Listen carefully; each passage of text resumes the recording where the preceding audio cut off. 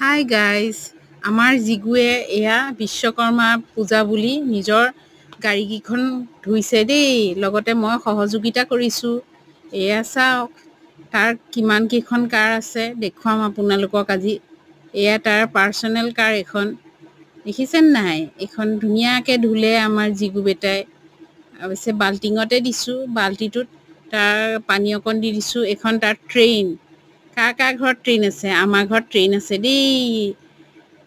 আৰু এইখন আমাৰ জিগুৰ ট্ৰেইন, জিগুৰ ট্ৰেক্টৰ আছে, জিগুৰ আকৌ আপোনাৰ এখন ৰেচ কাৰ আছে, আৰু এখন স্মল কাৰ এখন আছে, আৰু বিশ্বকৰ্মা বুলি এইবোৰ চব ধুইছে। এইখন তাৰ ট্ৰেক্টৰ ধুই আছে, সি সৰু ট্ৰেক্টৰ এখন আছে।